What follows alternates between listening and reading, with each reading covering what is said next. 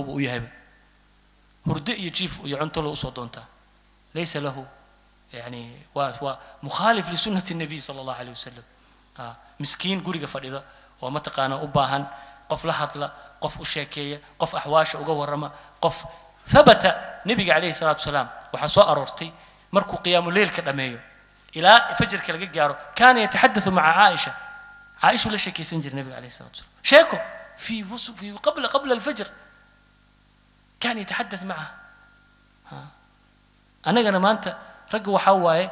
وحابي أمينين سومالي ما تقانا سدونين نوشي من برا موسى يري وداخل فرعون مركو بنانك جوانه موسى قولي مركو سواقنا فرعون يتفرعن ما تقانا أنا ربكم الأعلى أنا جا وحول بقى أنا جا ما في تنازل ما في ما تقانا من تنازل أيوه وما تقانا يكون في الخدمة ما تقانا أو يعرف حقوق المرأة هوين حقوق ذي إليهن إلهي وحده سبحانه وتعالى ولهن مثل الذي عليهن مدهن وعليهن مثل الذي لهن يجا وحى سارا وحى اللي يقول ولهن هرت يجا لسينا حقوق ذي مثل الذي عليهن مركز يجا وحى اللي قرب لسارا هرت يجا حق له كو أنا أذيك التي ما دوا وحى لك أمري حسن الأخلاق حسن المعاشرة ما تقانا ما أنت ودن فتاش نبي عليه الصلاة حديث باجري ونبي عليه الصلاة المؤمن وقاف والمنافق فتاش منافق وفتش بدنيه يفتش يتبع الأمور يتابع فتاش والمؤمن وقاف مؤمن كوانين وقافة ما يتدخل في الأمور ما تقانا نقول يسوق الوحول إنه أقادر أبو وحول بكذا وحكى هذا ليس بأخلاق المؤمنين ولا بأخلاق النبي صلى الله عليه وسلم مسؤولية سهرا أدى فرح وقعد أوسع عليهم واسعي يجي وحي كسينا المركز أفضل ما عندهم أنت تعطي أفضل ما عندك وح أفضل ما عندك سي يجي وح أفضل ما عندك كسينا ما تقانا نبي عليه الصلاة والسلام خيركم كين إذن كو خير بدن وأسوق بجبيننا مرك وهذا كل رجال هذا خيركم لنسائه نينك إذن كو خير بدن ما تقانان نينك إذن كو قيام بدن ما يمسي نينك إذن كو صلاة بدن مسي نينك إذن كو صيام بدن خيركم لنسائه كإذن كو خير بدن وكهوين كيس أوفي عن ما للنساء يسوي كويس استماع يجب حيكون يستوى أن ترى بعض النساء بعض الرجال متقانا إله الله يغفر لنا ويرحمنا مركو حلو بهاي موضوع عاس طبعا هذا أخوته وحيلين 5 دقيقة كل من وارد بدي هذا الكسوق جابي وسوق جابينا إن شاء الله وسوق جابينا يا وحواي موضوع مهم الست من النبي عليه الصلاة والسلام وحيري من ستره الله dadka wuxuu istaan banaanka la astro ya akhi maanta qadadii lagu ma sameyn astur ya akhi guriga maanta saarabti ma aha astur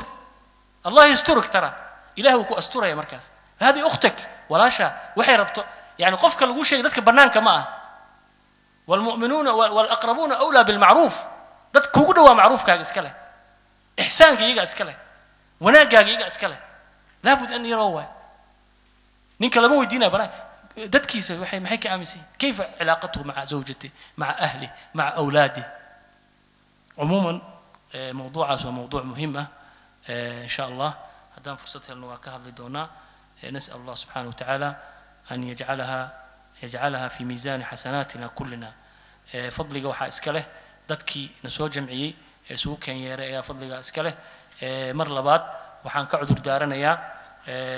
كهدلدا أن كهر هذا العلماء إيدتك أخيارته أنون متى مركزيتي أنا مناسب نوهن أهل نوهن ماشي دين أنا كارين لكن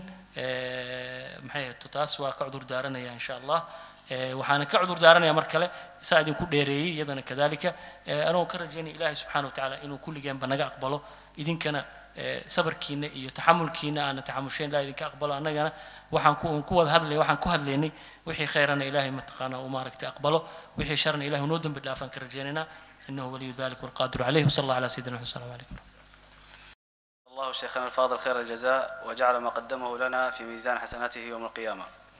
ونشكره على إثارته لموضوع معاملة النساء والذي يحتاج منا وقفة نحن معشر الرجال. أما الآن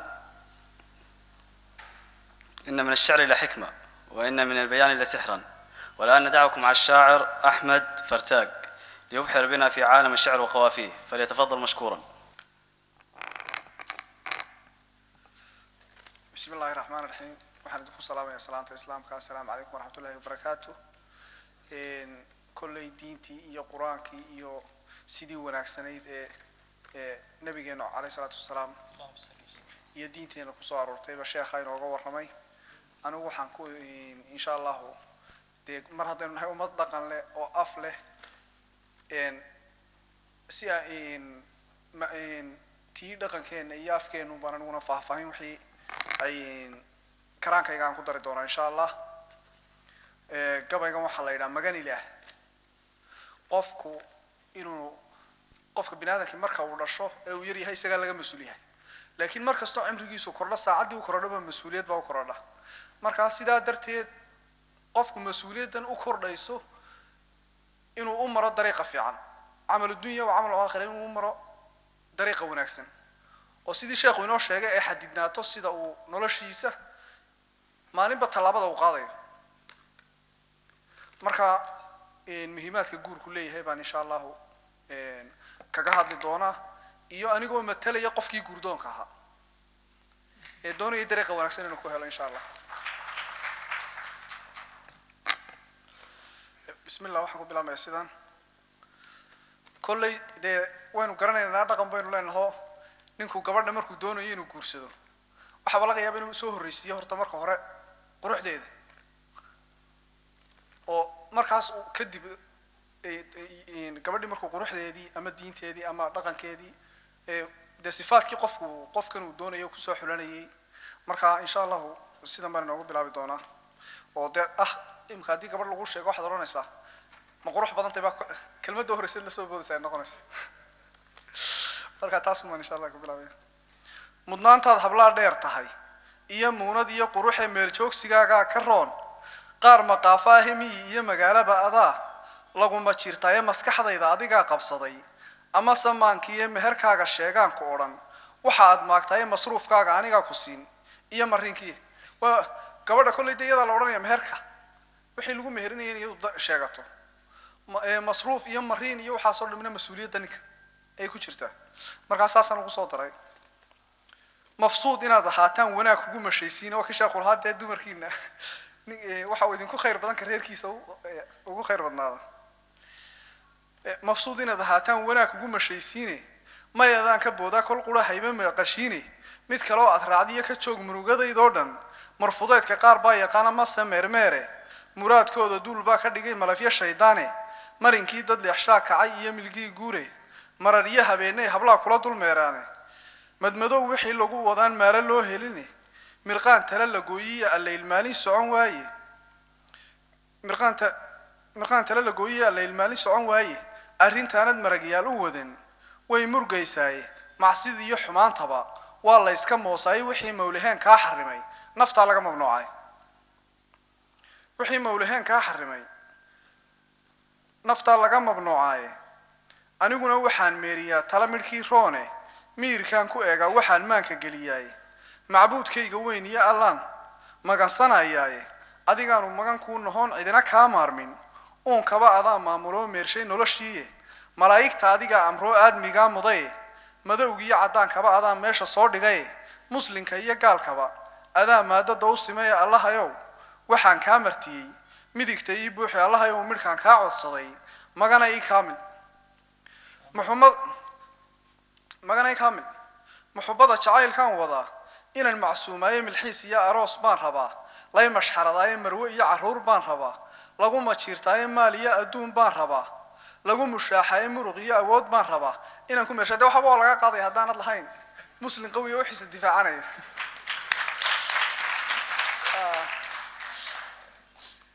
markaa dee wixii dalabaadkii faraha badneed ee qofka dhalinyarada waxaan oo dhan hor yaalaan maogta. mansab iyo xil baan doonayaa maamul taladii, maxas inaan gargaaraan rabaa iyo masaakiina saka inaan muquushaan rabaa midig ka dhiibaaye, masjid inaan dhisaabaan rabaa iyo madaariise, dadkaygoo midoobaan rabaa meel u wada jeeda maandeeq inay noo dhashaan maanta sugayaaye nabaddaa macaan baan rabaa inaan ku maalaaye dalkaygoo mudnaadaan allow maanta sugayaaye muslin inaad quwaysaan rabaa meel kastuu jiree maka iyo madiinaan rabaa inaan mar booqdaaye masjidkii rasuulkaan rabaa inaan ku meeraaye marti baan adduunyada ku nahay iyo ruux mastaafurehe macno male waxaan sii marmari maalma iyo dhowre jannadii mudnayd baan rabaa meel san aakhire ee midhihii fardowsaan rabaa inaan dhex maaxdaaye muumin inaan ahaadaan rabaa maalintaan go'e bal inaan muraadkayga helo mariya amiinta camal dunya camal aakhir haddaba kalimaad yaro kooban insha allah oo ku saabsan inuu khayr badan yahay guurka kiisa jabani baan halkan iyo dee inay jirto duruuf badan oo haddii guurka qaali yahay qofkii dhalinyarada hor istaagaysa qaar badan baa haddii la yidhaha maxaad u guursan weyda odhanaya jeebkaa diiday in yaro kooban baan halkan kusoo koobaya insha allah maxaa laba isjeceloo jaaroo wanaag badan kala jiiday waayo ama jeebku kala xidha jaawareerka caashaqa imisaa bad jiidhoo jeexoo tahriib galay jar intuu ka turiyey intuu jabiyey caashaqo ama jaalayaal dilay dhalinyarada jiiftay juuq daayay awgii jawaab laguma koobee waa dee qaar badan baa waxaa la yidhi iminka soomaaliya kale wadankii nin qurbaa ka yimi lacag situun baa ka duldegayo xoolo badan bixinaya dabadeetana kii kalena wuxuu isku dayayaa inuu isaguna tahriibo oo kolu yaman ka soo galiyo kolu liibiya maro isna uu soo degay isagoo xoolo badan sidoo mid kale ka duldego rasuulku siduu jiiyey calayhi salaatu wasalaam jabnaan guurkaa u fiican wanaag culimadu jihaysay jidkii khayrkay fureene hadday guurkii jabsheene dhammaan jabyara arooso hablaa joogiyo midii jahwacan ka jeelbaxa waad hesheene midkii afar jidan la jaaniska iyagu dhaaf waa kii yidhi sheekhu dhinaca wanaagsan ha laga malaysto markaa dee waxay la tahay wax waliba sidii aynu doonayno insha allah ayaa wada noqonaya mar dambe ayaan la odhan hawlaha kaxsan iyo sixir barar baa jira wassalaamu calaykum warahmatullahi نشكر شاعرنا على هذه الكلمات الطيبة. والآن صراحة ما فهمت شيء. طب خليها بالصومالي. ويا ريت الترجمة بالعربي. جزاك الله خير. والآن كلمة للشيخ آدم الشيخ حسن فليتفضل مشكورا. إن الحمد لله نحمده ونستعينه ونستغفره ونستهديه ونعوذ بالله من شرور أنفسنا وسيئات أعمالنا من يهده الله فلا مضل له ومن يضلل فلا هادي له وأشهد أن لا إله إلا الله وحده لا شريك له وأشهد أن محمدا عبده ورسوله اللهم صل وسلم وبارك على عبدك ورسولك محمد وعلى آله وأصحابه والتابعين لهم بإحسان إلى يوم الدين سلم تسليما كثيرا أما بعد إخوتي في الله waxaan idinku salaamayaa salaanta islaamka waxaan leeyahay assalaamu calaykum waraxmatullahi wabarakaatuh salaanta islaamka dabadeed waxaan u mahad celinayaa walaalkeen sheekh cabdulxakiim sheekh cali suufi muxaadaradii qiimaha lahayd uu noo jeediyey oo jawaanib badan iyo meelo badan taabanaysay oo runtii masaalixda muslimiinta caamatan waa masaalixda iyo maqaasidda guurka khaas ahaan uu nooga warramay waa sidii ficlan muxaadarada ay ahayd hadalkana haddii uu bato dee dabcan waxay soomaalidu tiraahdaa hadalka badani kii hore ka dambaa baabi'inayo marka qofka waxaa wanaagsan wax maskaxdiisa ay qaban karto oo kooban culimmadu waxay yidhaahdeen ka sheekaysta insaanku yani inta uu sida wanaagsan u qaban karayo rubuc saaco ah u horeeya ayuu waxaa la yidhahdaa iyo si wanaagsan daakiradiisa rubuc saaco haddii la dhaafo xoogaa tamalmul iyo fikirkiisa oo meel kale u kacay iyo waxbaa soo gelaya marka runtii muxaadaro qayim uu noo jeediyey khayr allaha siiyo ilaahina ka abaalmariyo annagana allaha nagu anfaco rag iyo dumarba walaalkeen axmedna cabdullaahina isagana dee maaragtay wuxuu soo jeediyey maasha allah yani wax lagu farxo ama lagu qoslo ama maaragtay wada xaqiiqa ah ayuu soo jeediyey oo afkeena soomaaliga ayuu noogu soo jeediyey marka dee meeshaad u garweynta ama in aan isaga hadla boogi hadda waxaad moodaa inay wax weyn oo hadda ku dhiman meeshii inaanay jirin baad moodaa laakiin maadaama meeshii manaasadii la soo fariisiyay microphone la dhiibay waxoogaa inaan bal aan boors iska yar jafo oo aan wax u sheego waxaad moodaa inay laga maarmaan ay tahay baad moodaa runtii mawduucan guurka ku saabsan mushkiladda guurka ku saabsan mushkilo aad iyo aad u weyn oo caalamka oo dhan wada taabatay way caalamul islaam gaar ahaan si dhab ah u taabatay way horta mushkiladani mid anaga nagu khaas ma aha Soomaalida kuma khaas aha jaaliyada Soomaalida ee qadar joogtana kuma gaar aha laakiin waa mushkila cawiisa waxa weeye aad iyo aad u dhib badan oo soo kortay way runtii muddo dheerna jirtay muddo aad sanawaad dheer soo jirtay way ragii iyo dumarkii xaqiiqatan marka muqaarano loo sameeyo dumarka badan asaasanba markay dumarkii ay badan yihiin dagaalkii markuu dhacay dagaaladan faraha badan iyo masaa'ibtan dhacaysa waxa ku dhamaada rag ba u badan dumarku dhamaashahooda xagga dagaalada waa looga badan yahay sida markay tahay arintii waxay ay noqotay dumarkii iyo raggii farqi weyn inuu u dhaxeeyo waxaana way min calaamaati qiyaama bay kamid tahay soo nabigeena noo sheegay sallallahu alayhi wasallam waxaa dhici doonta in nin kali ah konton dumar inuu asaga mas'uul ka noqdo ayaa adduunyada soo mari doonta buu hadda kontonkii waxaad moodaa wali inaan gaarin laakiin dariiqi ay ku socoto ayaad moodaa farqi weyn ba u dhaxay waxaan akhriyay kitaab mashaayikhda sacuudiga ay soo qoreen oo wali rag badan oo dakaatira ay maaragtay isaga dambeeyeen ay muqaddimo u sameeyeen oo aad muhiim u ah oo la yiraahdo waxa la yiraahdaa dacwada maalin walba taagan oo yani masaajida iyo in lagu akhriyo ayay ugu tala galeen waxay yiraahdeen waxay soo qoreen waxa la sameeyay ihsaa'iyat ihda jaami'atin min jaami'at ad-duwal al-arabiyya ayaa ihsaa'iyat lagu sameeyay tirakoob waxa soo baxday 5,000 oo hablood oo jaamacadaas dhigata oo midoodna aan guursanin 5,000 oo marxalada jaamiciya gaartay ayaa la helay bay yiraahdeen ihsaa'iyat kale oo maxaad u maleynaysaa jaamacadihii kale madaariskii kale المدرسة يعني المدارس كي هوسة كوي دحى دكسي سرة كوي كجري جامعات كله كوي كجري محاول ما ننسى جامعة كليوي وأنا هي كتاب كي هذا الدروس اليومية اللي رمج عيسى كتاب وين ولا مجلد وين مركا وحي كلو الشيء متى كدران أو إحصائيات بوحة لو سمي إحدى وزارات هذا البلد ذلك البلد وزارة لها مت كمل أبا وحة لو سمي تراكوب 1,000,000 iyo 500 oo hablood oo aan guursanin baa laga helay wasaarad kaliya oo ka shaqeys mushkila ma tahay masama 1,000,000 iyo 500 oo hablood oo guursanin oo wasaaradda kaliya ka shaqeysa ayaa la soo helay bay yiraahdeen wasaaradii kale imisa ka shaqeyn karta imisa gurigii joogta imisa shaqo bahaynin waxay noqotay wax aad iyo aad u fara badan mushkiladan la yiraahdo awaanis ama guumaysta anaga inuu naqaano runtii uu sheekh laha laka wanaagsan in la iska taaga ayaa haboon oo laha runtii waxa weey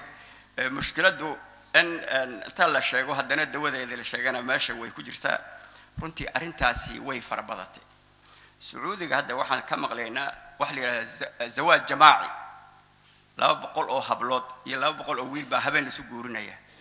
raga ilaahay xoolaha siiyay qaar kamid ah ayaa bixinaya zawaajki si arinta loo yareeyo ilaa mushkiladii waxay noqotay subhanallah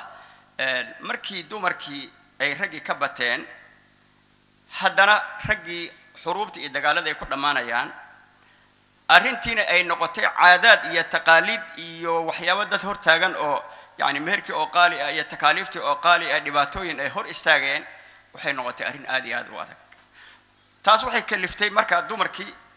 إن يجور ويان قارب بدنا كميدا إن يجور ويان بكلفتي وحي هذا المركا وحد أوجيسا إن فرب بدن أو مجتمع كميدا حبله دومركي لفري أو أيجان عدد بدن أوجي waxaad u geysaa dumar badan oo laga dhintay u gee marka waxay soo baxaysaa cadad aad u badan marka hadduu nin waliba ku gaabsado ninkii wax guursan karo awood laba hadduu ku gaabsado qof dumar ah kaligeed hadduu ku gaabsado